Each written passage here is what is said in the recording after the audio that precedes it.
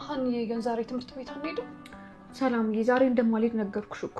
እሺ ብትይኝ ምን ትሆኛለሽ? የአባዬን ልብስ ማጠብ አለብኝ። ሀንዬ ስንመጣ ነው እያገዝኩሽ አብረን እናጥባለን። አይሆንም ሰላምዬ እኔ አልሄድም። ሀንዬ ቆይ ከስራ ለመሸሽ ነው እንደዚህ እየሆንሽ ያለሽው? ማን እንደዛ ያለው? እኔ አባዬን ልብስ ለማጠብ ነው። ተይው በቃ። እንደውም እሱን ስታዩ ስለምትደናበሪ ነው። በጣም ገብቶኛል። አንድም እሱ ነው። ሀንዬ ግን ለምን አትስማሙ? ሽማግሌ ልኮሽ ነው እንዴ ሰላምዬ? ቢልከኝስ ምን ችግር አለው? ሰላምዬ ያደረገውን ነግሬሽ የለ እንዴ? ሊስመኝ እኮ ነው የሞከረው። እንዴ እና ቢስምሽ ምን ችግር አለው?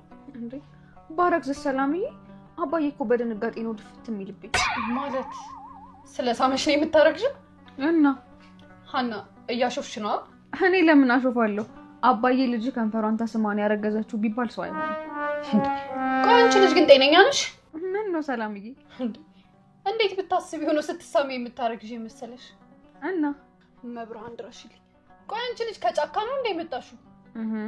ሰላምዬ ደግሞ አትቆጫ። ቆይ አሁን አንቺ የኔ እህት ነሽ?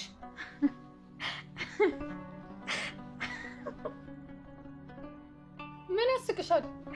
ስታስቢው ከጫካ በመጣስ ቆይ ሰው እንዴት እንደሚያረግዝ ይጠፋኛል እንዴ?